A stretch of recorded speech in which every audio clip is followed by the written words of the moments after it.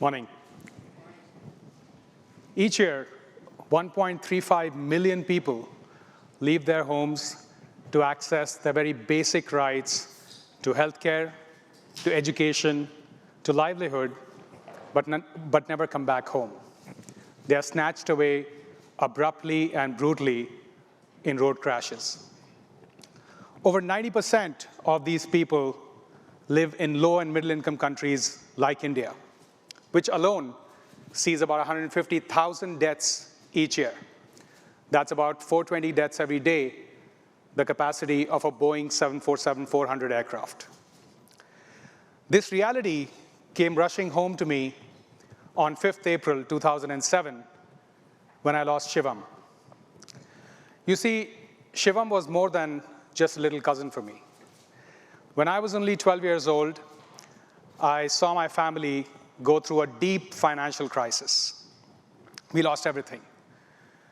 But seeing my parents rebuild their lives gave me a lot of hope and courage, and I was able to overcome my fear of failure. I eventually did well in college and was able to get a job that could help my family. Shivam's family was going through a similar crisis. And in this feisty, full of life teenager, I saw myself with love for family and his country. To him, I had become a mentor, and to me, he was like a son. Shivam did not just die because he was hit by a car whose driver panicked, tried to flee the scene, and ran over him once again. He died because while he was lying on the road, writhing in pain, asking passers-by for help, dozens of bystanders stood by but did nothing to save his life. What I thought was an isolated case was in fact the tip of the iceberg.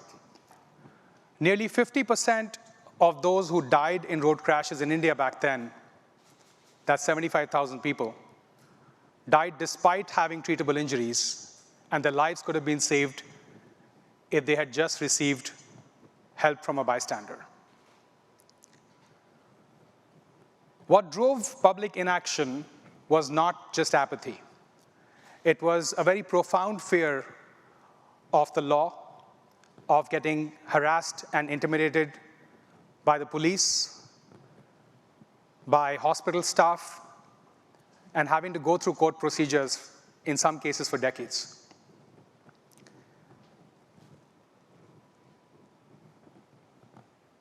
India desperately needed a Good Samaritan law. And that became the mission of my life back in 2008.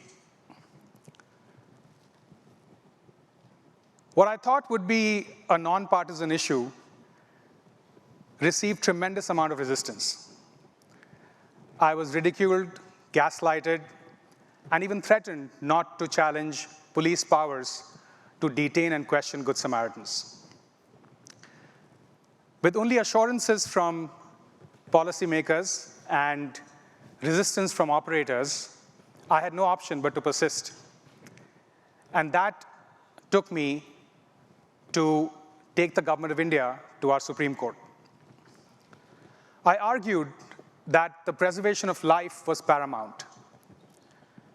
I shared the feeling of loss and helplessness that thousands of families go through each year, knowing that their loved ones would have made it only if a bystander had stepped forward to save their life.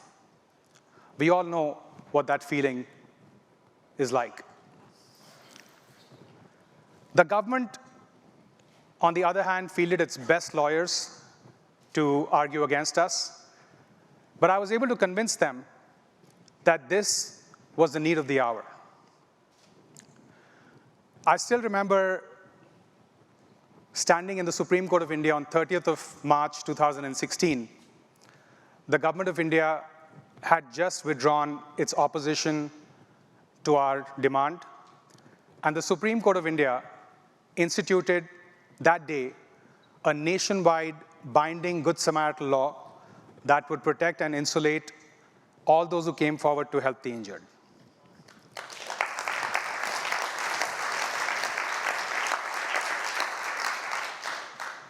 Today, Save Life Foundation is working to transform the deadliest highways in India into zero fatality corridors.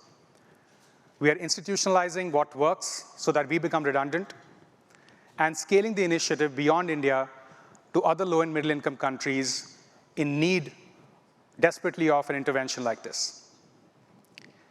In this journey of 15 years, I've learned quite a few things, but the one thing I want to leave with you today is that whether it's climate change or road safety, when you take on an issue, please know that you're not alone.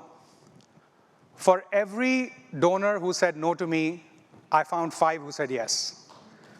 For every government official who doubted us, who showed me the door, I found a dozen who embraced us. So my advice to you is